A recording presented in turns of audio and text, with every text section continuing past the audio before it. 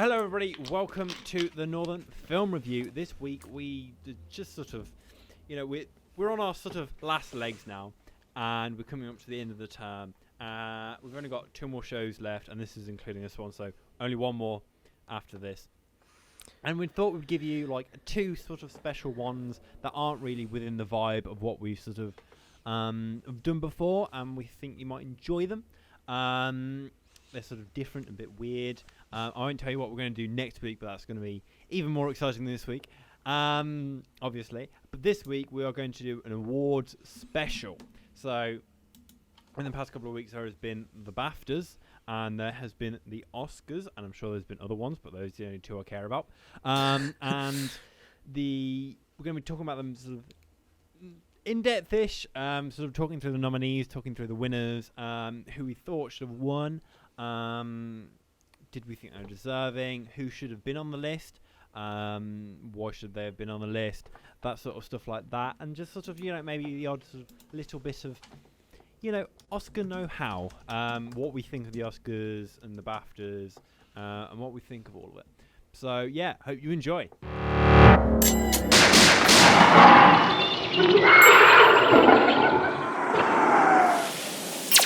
The Northern Film Review, with your hosts, Oliver Ellis and Luke Simpson. Yes, hello. Hello, Luke, how are you? I'm great, thank you very much, yeah. We haven't done this in a while. No, so we've had a nice break, but Yeah. also very stressful time because of we've got a couple of film shoots coming up, which stressful. Yeah, I think if people aren't in the know, obviously we do a film degree. We mention that quite a lot. But with our film shoots, we do we plan them periodically throughout the year. So we started it all the way from September, and we're sort of like we're reaching the final stages where we have to film it, and then after that we'll have to edit it and sound design for it, and it's very much your entire life. Yeah. I think I'm sort of not really doing much for it at the moment because I wrote a script and I'm doing sound design for my film, so I'm sort of at the very beginning, at the very end. Yeah. I don't know whether that's good or not, but we'll see. With me, I've been thrown in the deep end with another person in my group. So basically, we have no producer in our group, Yeah. and basically we've been thrown in the deep end. Me and this guy called Matt doing producing. And that's stressful. So I'm doing producing plus editing. So I'm basically in every single aspect part of the shoot. So Yeah. Are you enjoying producing? it's definitely way out my comfort zone. And I think we talked about it before. I'm a very introverted person. Like, it took me a while to get comfortable doing a podcast, to be honest, before doing it. So it's not my cup of tea. I find it very hard because organisation ain't my strong suit, I'll tell you that. Paperwork and stuff like that. But me and Matty been working close together, and I think 2 heads are better than 1 head when it comes to having no proper producer. So it's getting there, but definitely something that it's a good experience. Don't get me wrong, but I definitely won't go for it again. Yeah, I think I have a slightly different experience because I'm sort of my group's quite good, and they're all sort of on the ball with it, and that is quite unfortunate sometimes. I think just general group work, it's just sort of I don't know. It's potluck in it. Yeah, I think I have a lot of problems with our degree, but I think one of them is that sort of group work is such an important part of it, and especially that group work being marked on sort of an artistic, creative basis. Plus teamwork as well. Yeah, it's just it's not really a sort of I don't know. That's a whole episode in itself. But yes, like I said in the intro, we are doing an award special, which isn't really that special because we do a lot of specials, and they're not that special anymore. But it's kind of like I didn't watch the Oscars because I didn't know when it was on, but I watched the entirety of the BAFTAs. BAFTAs. Which was interesting. I don't know whether I enjoyed it. They're quite long, really. Yeah. And they're sort of like they're very because BAFTAs is British, whereas the Oscars is more sort of everyone basically. everyone, yeah. And it's sort of all the people, and yeah, all over the world. But it's not. It's more sort of westernized and Western centric than is you know. I mean, I suppose BAFTAs is really, but you know. Yeah, so I think we'll start off with the BAFTAs. I think we'll just sort of run through the BAFTAs quickly, which is sort of like lots of like awards for like best British short film, which was the present, best visual effects, Tenet and whatnot, which is all quite interesting. And I think there's a lot of good films that have won there. Is it? No, am I watching that? No, I thought it was like on the 2020 one. It's not the new one. I was gonna say there's a lot of similarities between the winners between the Oscars and the BAFTAs. So. Yeah, I mean, there's sort of, you know, I look at them and I'm like, well, they're more or less the same in basically every way. Yeah. So just kind of like keep them on that when we sort of go over these. They're sort of very similar, and we might sort of bring reference to them a little bit. But so I'm going to start off with. No, I said we're going to start off with the BAFTAs, but I think after thinking about it, probably just best to go with the Oscars and just sort of focus on that. So we'll start off with best sound at the Oscars. So the nominees were Greyhound, Mank, Soul, News of the World, and Sound of Metal. And the winner was Sound of Metal, which... Have you seen that Sound of Metal, Luke? I've seen bits of it. I know what it's about, and I'm kind of glad it kind of won Best Sound because of the actual what the film's about. So yeah, so I watched this film, and I sort of know real what it is. One of the best films I think I've ever seen. Is it? Genuinely, I think it's amazing. I think sort of my sort of two tonics, like I talking about earlier, sort of script writing and sound. And this really sort of brings those elements together just fantastically. And you know, sort of like noise metal and stuff like that. There's lots of stuff, and mullets. It's got a mullet in it. So the bit off the tangent of like the sound, but the main guy, I'm sort of basing my whole aesthetic off him now. Riz Ahmed. Yeah. Yeah. Like in the film Sound of Metal, but not in real life. But like yeah. And I'm sort of like I've got a mullet. I'm sort of dressing like him. I'm sort of acting like him. It's very odd, and perhaps why I agreed to give plasma over the phone earlier to a random person. I was like, yeah, I'm just gonna do whatever now. Yeah. I should perhaps escape that mantra a little bit. But so the sound in the Sound of Metal is fantastic. It's sort of like if you're deaf, you can also watch it. Be like, oh, if it's for a deaf audience, wow, how is it good? But it's just fantastic. It just really sort of puts you in the mindset of being deaf and having cochlear implants and sort of the process and going deaf and stuff like that. And especially tough for the guy who's going deaf because he's a heavy metal drummer and like music's his life, and well, he's like he can't really play metal. I'll listen to music whilst you're deaf, can you? But with all these cochlear implants and stuff like that, he has the ability to do it. It's quite interesting, but it's sort of about his journey, and I think it's a very well-deserved win. I think definitely. It's a truly fantastic sound in that film. I think the only other one there, I haven't seen Greyhound, Mank, or News of the World. Don't know what they are. They look kind of boring. But the other one on the list, Soul, which I've watched, maybe contender, but I think. I mean, if we're going to talk about sound and stuff like that, I think Soul won like best original soundtrack or song. No. Yeah, I don't know. I haven't got. It was one of the two.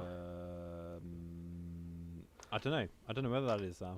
I've lost it in my list. Hang on, let's go to best soundtrack. My list. Oh, best original score. That's it. There we go. Yeah. So yeah, it won best original score. Yeah. Which is interesting. And the other ones were I think I should watch News of the World. Because it seems to be appearing on Mank. Mank's that Mank's a David Fincher one. If you haven't seen that, Netflix original. Yeah, I don't know. I don't really know many other films on that. I have seen Soul, and that's really good. I do really like the soundtrack in Soul. I don't know whether it's deserving of an Oscar, but I think it was pretty. It's quite a good film. I'd recommend watching it. Soul is good, and I think Soul has won a few Oscar. Well, best animated film as well. Yeah, I mean, you're ruining my list here. You're ruining the order in which I'm going through them on Google Oscar menu. It's just, so tangents. Tangents. Best production design, because that's the next one on my list. Okay, I'll find that now. Oh yeah. There we go. Well, we've got different lists then. I'm assuming. I just got the Guardian one. So. Oh, okay. I've got the Google one. We probably should have organised this a bit better. Best production design, Mank. This is, I don't know. This podcast is going to be something different. Just anyway. Best production design, Mank. Sure, seems fun. Other nominees: Tenant, Maraine's, The Father, News of the World.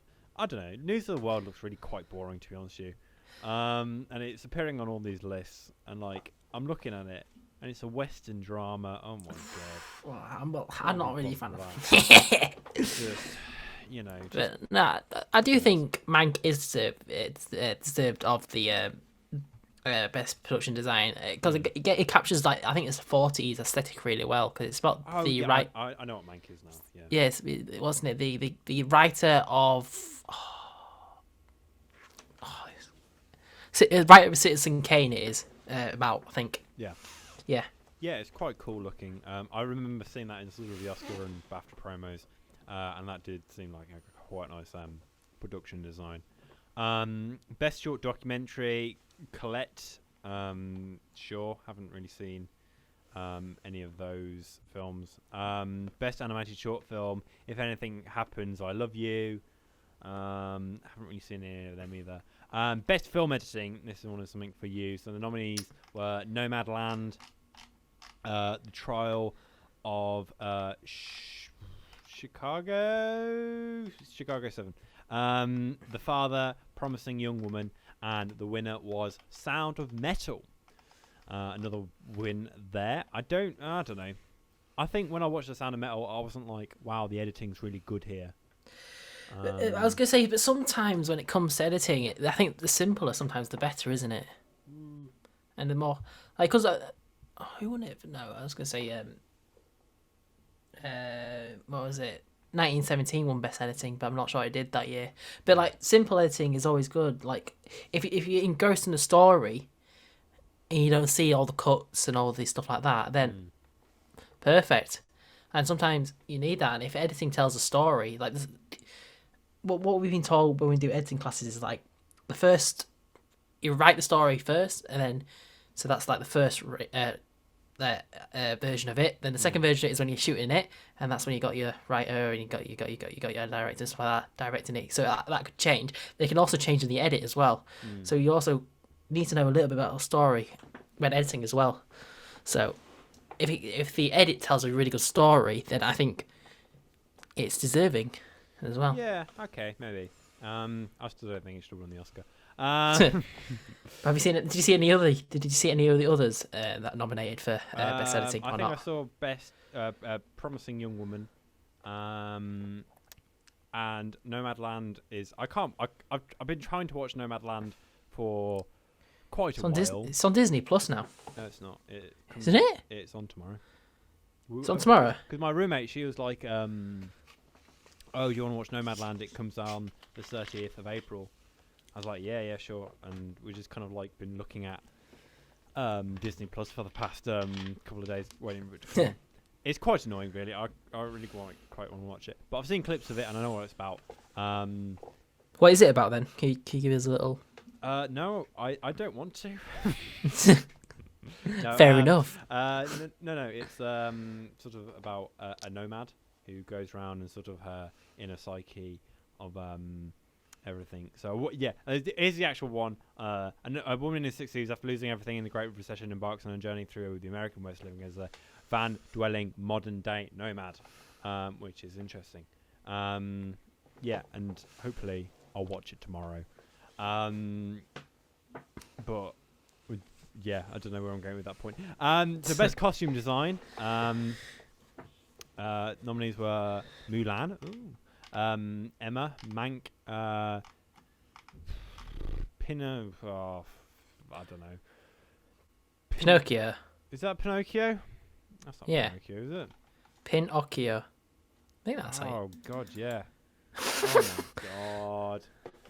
Anyway, and the winner for that was Matt. I could really see why It's in Ma Rainey's Black Bottom, isn't it? Yeah, I've never seen that either. Have you seen it?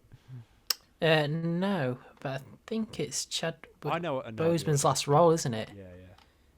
I think Yeah, it's one of Chadwick Boseman's last roles before he sadly passed away. I think perhaps whenever we've gone through the nominees and winners and stuff like that, we'll talk about why I'm a bit sort of exasperated about these films. But okay, cool. I mean, from looking at the costumes, they do look pretty nice, and I remember seeing the sketches in the BAFTAs, and they look quite nice, and I'd imagine it's pretty well deserved. Mulan, though, it's nice to see Mulan has a nominee. I don't want Mulan to win though, but Yeah. live action short film, Two Distant Strangers won that. Okay, interesting. Best cinematography. This one is, people love talking about cinematography. I don't. I just think I just think it's a bit. I don't know. Isn't it blunt? Yeah, I don't know. I can see why. It's very clear why people get into cinematography. I think it's one of the main portions of films, but I think it doesn't make for a very good conversation. I think it just gets a bit too technical very quickly. But the nominees were News of the World, Nomadland, The Trial of Chicago 7. This one wasn't it showing me the full name? Judas and the Black Messiah. Okay. That looks interesting. I might want to watch that. And then Mank won that again. I think Mank is very much Oscar fodder. About film. About LA. Each year, each year you always get 2 or 3 that films made solely just to win awards, basically award fodder, Oscar fodder, to strike the hearts of the ancient decrepit people who vote for them. Yeah. So there's like there's lots of stuff that like war films. Because everyone when the year Parasite won, everyone was speculating. What was going to say? It's going to be 1917 that wins everything because it's war films, isn't it? Yeah, I think they try and make Best Picture something different, but I think generally it'll be like it'll be war films. It'll be films based in LA. So what was that film that was kind of like a musical? La La Land. That's it. La La Land, yeah. That won a bunch of them. Best makeup and hairstyling. So you've got Hillbilly LG, Emma, Mank, Pinocchio. Why have I got a Java update? Thank you. Ma Rainey's Black Bottom. Sure, I think from what I've gathered from this film, it looks very sort of pleasing costume and sort of makeup, and it looks quite nice. And it's quite vibrant, isn't it? The way it looks, a lot of purples in it. Yeah, it seems quite interesting. Now, best visual effects. This one's for you. Yeah. So we've got Mulan, Love and Monsters, the one and only Ivan, The Midnight Sky, and the winner is Tenant. Which I was going to say, when it comes to like visual effects as well, there wasn't many massive high budget films this past year or so, the past 18 months really, would you say, just because of the situation, COVID really. You couldn't go out and really shoot massive spectacles really, and Tenet was made just after the last Oscars, I'm pretty sure. Like the filming is finished then, so they could get all their stuff done remotely and stuff like that. But Tenet, because it's Tenet, isn't it? It's just a massive. It's a Christopher Nolan film, but you see, Christopher Nolan, he doesn't really like a lot of visual effects. He does everything practical. So So you see, like in the actual Titanic film, there's a massive plane scene where they crash a plane into the airport security, like safe room and stuff like that. That's all done practical. That's a massive plane just crashed into it. So, but then you say visual effects, it can be all the hidden things and stuff like that. Yeah. So, but I think it's worthy. I think Love and Monster got close with the designs of the monsters and stuff like that. So, yeah, I don't know. I think perhaps deserving. I don't know. I'll go with your opinion there. Best adapted screenplay. So you've got Borat's subsequent movie film, which is very odd. Nomadland, The White Tiger, One Night in Miami, and The Father one, which won a bunch of BAFTAs as well. And it's got Olivia Colman in it, and I just think that looks so depressing. yeah. And Anthony Hopkins in it, Olivia Colman. Yeah. Would you say? both I great was gonna actors. say, do you think that's Oscar fodder though? That film, in the way it's. Well, I think it's BAFTA fodder, but I don't think it's Oscar fodder. Okay. I think it's just sort of. Yeah, I don't know. I think it's BAFTA definitely. I think British awards, The Father's definitely within that vibe. If it's got Olivia Colman in it, you can't. I mean, I don't want to stereotype Olivia Colman here, but she wins a lot.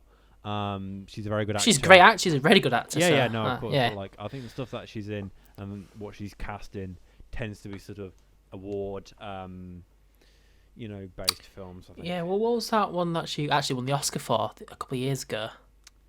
I know what you mean though. Yeah. Royalty, isn't it? Next.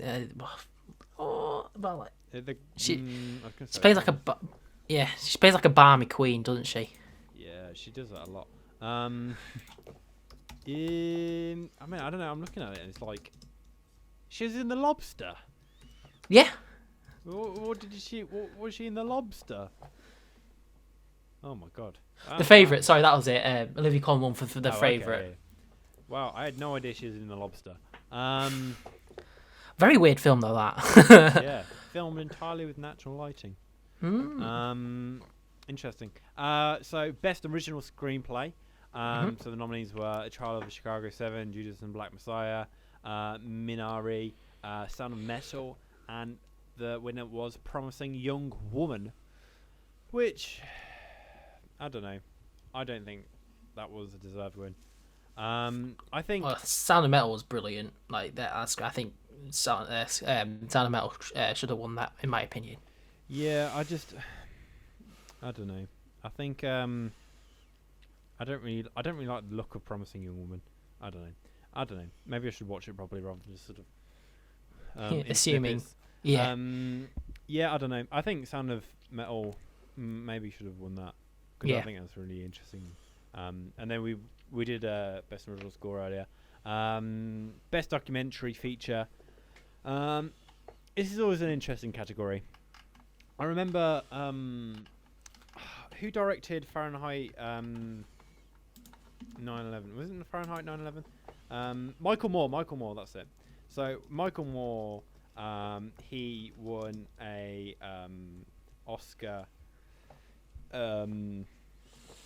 once, and I think it was for Bowling for Columbine. He won an Oscar for, and he did this speech where he was like, he went on stage and he had all of his documentary people who were nominated as well with him, and he started making a speech about the Iraq War, and this is obviously at the time of when the Iraq War was happening, in the early 2000s, and he sort of got booed off stage, and we're not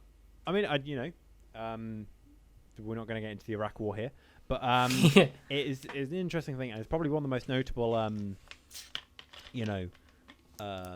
speeches of Oscar, history, really. That was quite interesting. And Oscar documentary category is always interesting for that matter. And it's quite an interesting one this year. So the nominees were Time, Crip Camp, Collective, The Mole Agent, and the winner was My Octopus Teacher. which is interesting. I think I haven't really seen many of the list there, but My Octopus Teacher was interesting. And yeah, I like that Netflix documentaries are sort of winning awards. That makes me happy. I like Netflix documentaries. I'm happy that like some Netflix original films as well are. I think last year one got nominated. I think one this year got nominated as well. But like more Netflix original, like they're actually acknowledging other ways of film. You know, like streaming services rather than just cinema. If you know what I mean. Yeah, definitely. And I think that's interesting. And I think Netflix really paves the way for groundbreaking documentaries. I think with Seaspiracy. That's pretty a lot, and a lot of crime documentaries as well. Yeah, people really love them. Yeah, I'm not a big fan. Blackfish, stuff like that, which is sort of the Social Dilemma. That was really the good. Night Stalker Netflix documentary is brilliant.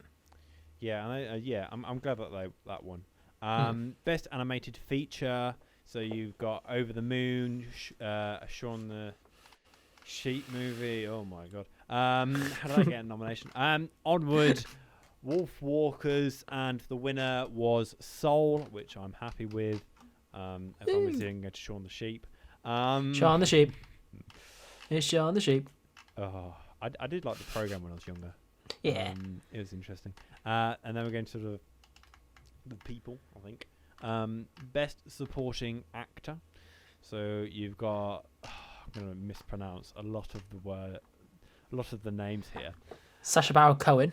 Okay, yeah, you read them out. I feel like so we've got Sacha Baron Cohen for Trial of Chicago 7, Daniel Kaluuya for Judas and the Black Messiah. Yeah, he won it. Leslie Odom Jr. for One Night in Miami, Paul Raci for Sound of Metal, and Lakita Steinfeld for Judas and the Black Messiah. Daniel Kaluuya is brilliant, and I don't think he's won an Oscar before. Deserve, because I think he's brilliant at obviously a bit biased because we're British. So started. I remember he was in an episode of Black Mirror before I went to Netflix. So when it was on BBC, I think that was one of his breakout things as well. He was brilliant in that. In Skins. Was he? Yes, he was in Skins, wasn't he? And that was that whole thing where he's like taking pictures with the Skins people. Which is interesting. He's also in Get Out, which is one of my Get Out. films. I was gonna say Black Panther as well. Yeah. Get Out's brilliant as well. I was gonna say blanked over that then, but Get Out was brilliant. Yeah, really good performance in that.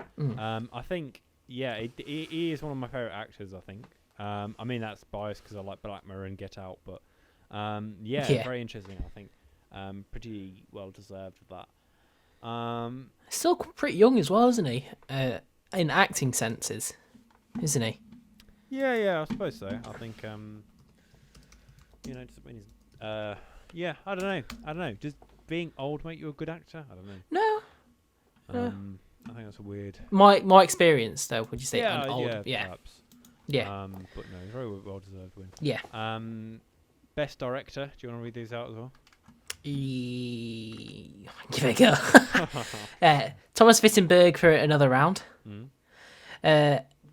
Emerald Fennell for Promising Young Woman. David Fincher for Mank. Lee Isaac Chung for Minari, and Chloe Zhao for Nomadland, who's won. The winner.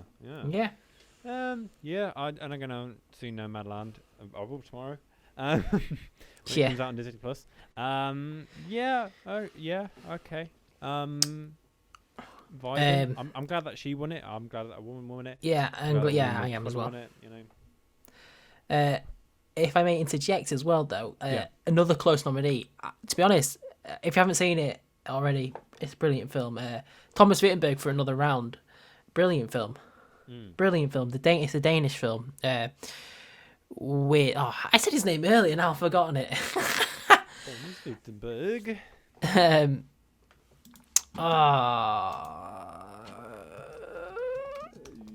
It's got the I know who you were on about. He's sort of the guy from Mads Mikkelsen. So it's got Mads Mikkelsen in it, and there's a really good scene in it where basically it's about an alcoholic, but there's a scene, there's a dance scene in it that really came out of nowhere for me personally, but brilliant because he gave it his all in it. He's brilliant. I think it's a really good film, and I think it should be up there contesting with Nomadland. But Nomadland, I think, is deserved winner as well. But another round for a foreign film as well, because it's always one foreign.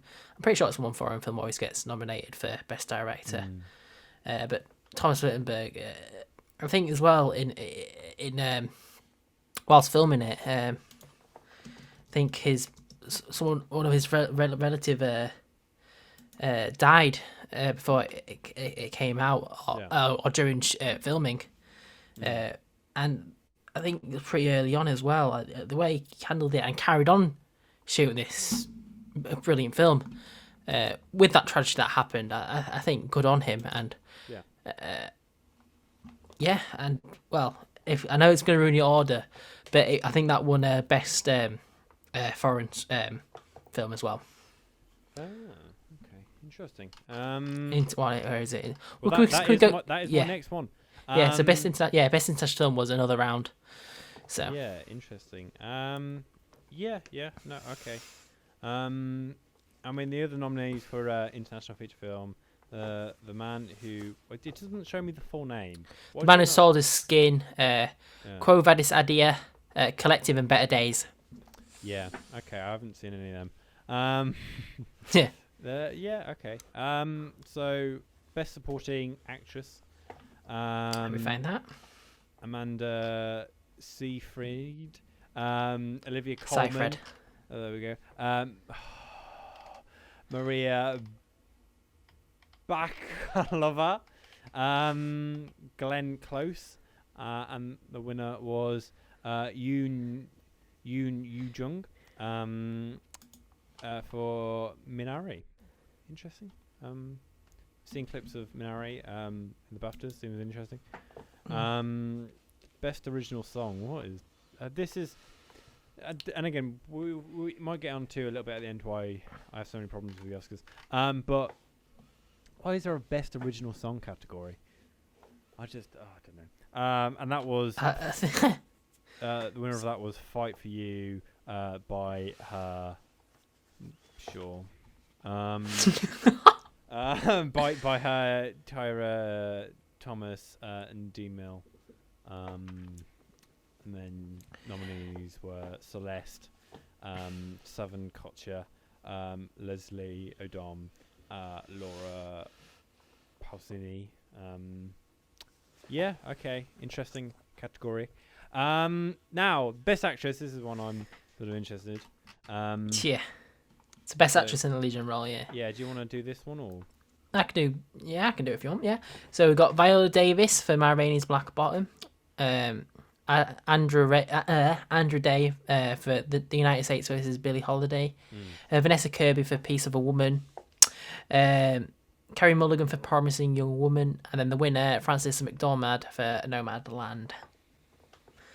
And if you haven't seen Frances McDormand, I love her. I think she's a really good actress. She was in is it three? I can't remember. Is it 3 Billboards Out of Urban Missouri? I'm pretty sure that's the film she was in. That's a brilliant film. Yeah, she's a pretty good actor. I like her. And then also Viola Davis as well. She's pretty good. Yeah, it was a good category that I think relatively well deserved. Yeah, definitely. Best actor. This is a Rob role. Carrie Oldman, Chadwick Boseman, Steve Ewan, Riz Ahmed, and the winner Anthony Hopkins for The Father. Let me guess. Do you think Riz Ahmed should have won? No, he really should have won that. Yeah. He's brilliant in it. His emotions in it. From what I've seen, he's brilliant. He gets so immersed in his roles. He learned. Apart from Venom. He learned sign language for the role. And he learned how to play drums for the role. Yeah. I saw the scene of him in one of them classic, meetings, like AA meetings, but for deaf people, and he's like him learning the sign language and showing the people how he's learned sign language and stuff like that. And I thought it was a lovely scene. Yeah, no, yeah, I think there's like I think when I was watching it with my roommates, they were like, his acting is so like it keeps putting you on edge, and it's really sort of the whole film is sort of made by that. So now we're coming on to the final category. So like I said before, these are basically all the same as the BAFTAs. We're not going to go through the BAFTAs and the Oscars because that's boring. So best picture. So this one's the biggest category. It's got the most films in it. And you might have already heard who won, most likely. So the nominees are The Trial of the Chicago 7, Judas and the Black Messiah, The Father, Promising Young Woman, Minari, Mank, Sound of Metal, and Nomadland. And the winner is Nomadland. It's obviously Nomadland. Disappointing. Yeah, and I don't know. I think this category is slightly too big. There's too many sort of. I don't really know what goes into category of like. I suppose it's like all the things combined. But yeah, it's weird because all the other. I don't get it. I don't know why I don't get it, but why in like the best picture it's like 8 of them, 9 of them. I can't remember. I don't know how many. But then the rest of them it's 5. Why can't it just be narrowed down to 5? Yeah, well, like everything else. I suppose why can't more? Yeah. But then why can't we have more like 8 actor nominations, 8 actress nominations, 8 score nominations? It's the one that most people like tune in for, and it builds the most tension. Yeah. Which is I suppose we built the tension there by slapping the table. It's beautiful.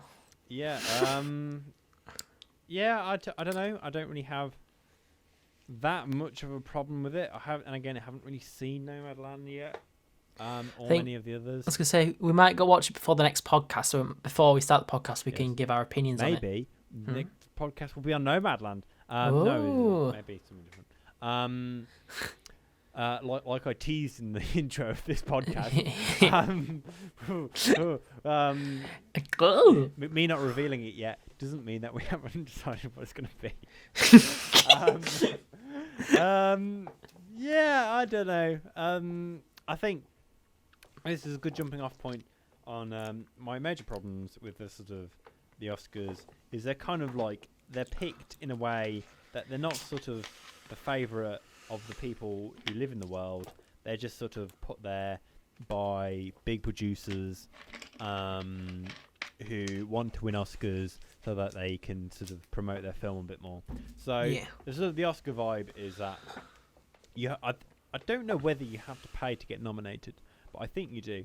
And usually you sort of so let's say you're the producer for Nomadland, you would usually hire someone in like an Oscar like promoting company. So there's like this whole company is based on sort of getting people to win Oscars and sort of Oscar prep and that sort of stuff like that.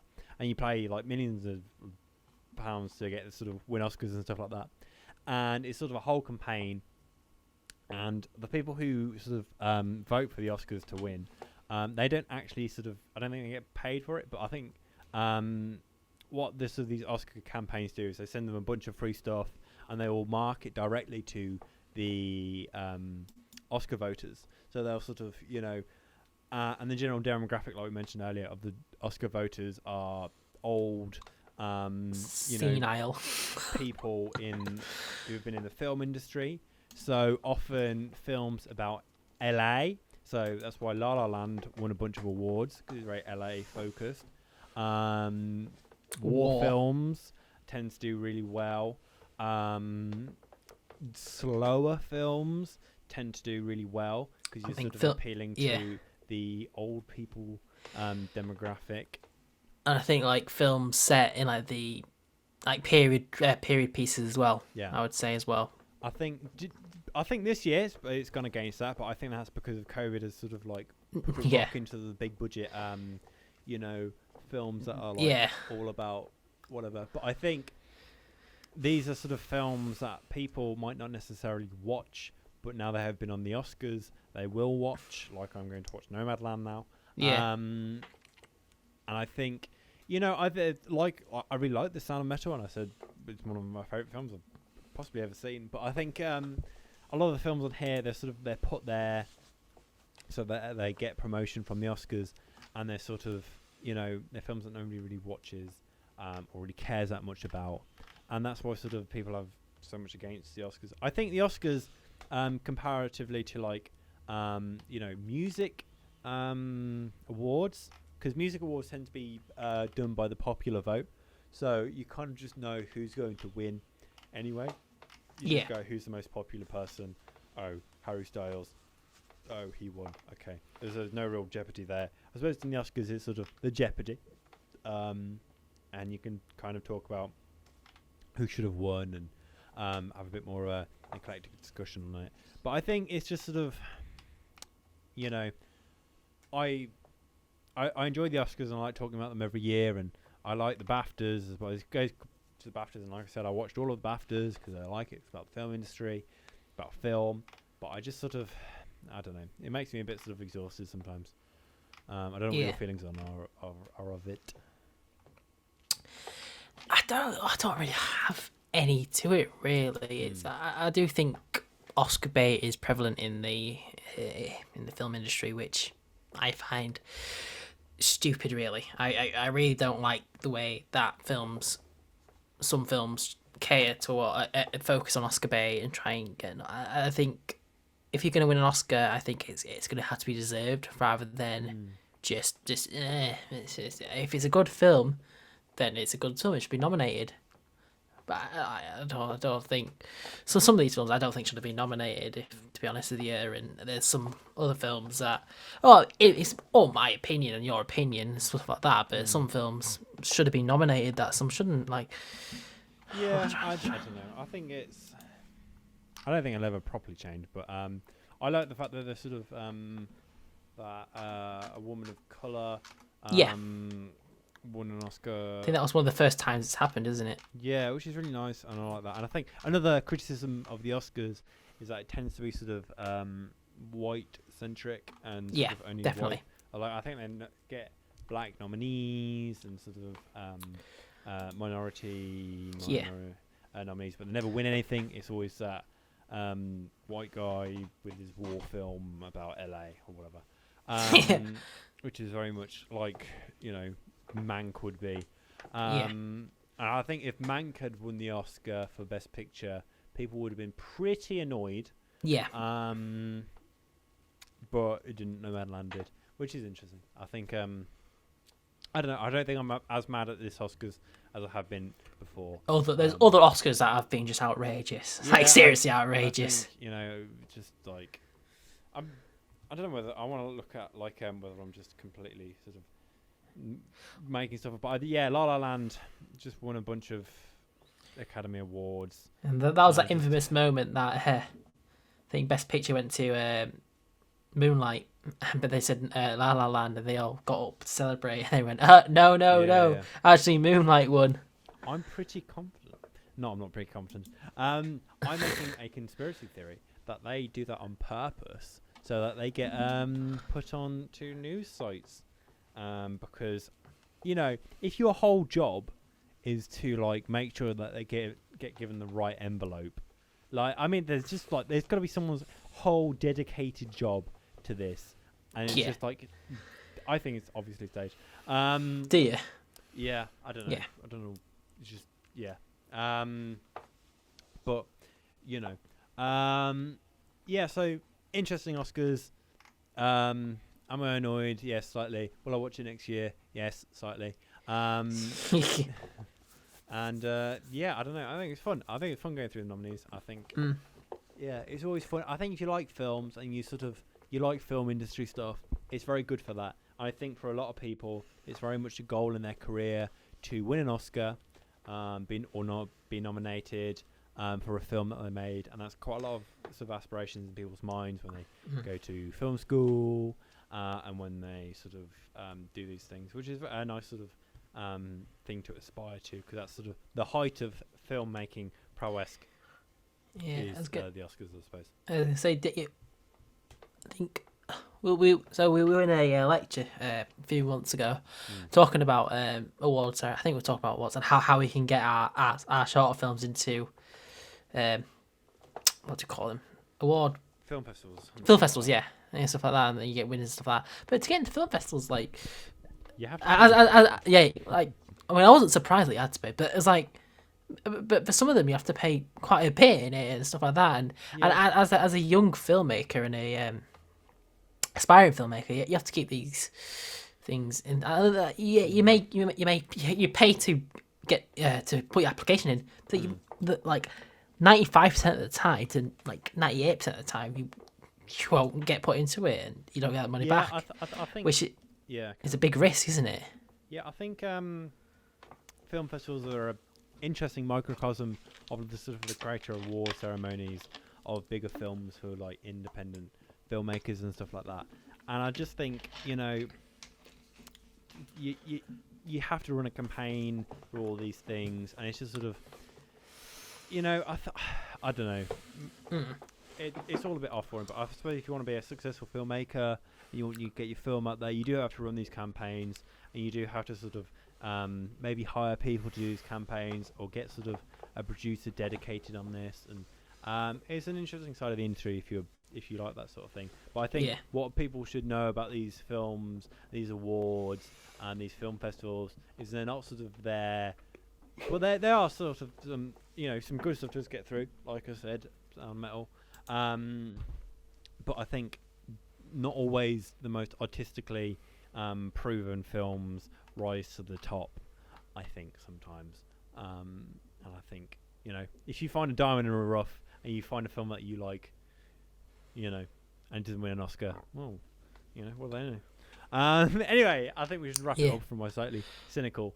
I was going to say, if I take you out the Oscars for a minute and go to the BAFTAs just quick before we end. Oh yeah, sure. The one thing I like about the BAFTA is there's an award that the best newcomers and stuff like that. Oh yeah. Yeah. So His House won, which is deserved as well. A brilliant film, and because it's a horror as well. And I can't know what word I was going to say then, but normally in Oscars, horror films don't get nominated as much as they do deserve. I mean, I'm not a big fan of horror because I'm a big wimp, but I do watch them because sometimes I like it. There's some horror films that are brilliant, and there are definitely horror films that deserve to should be nominated or win an Oscar, but don't as well. And but for BAFTAs, I'm glad that His House, which is the horror, won, and the other one that got nominated as well, Saint Maud, is also a horror film as well.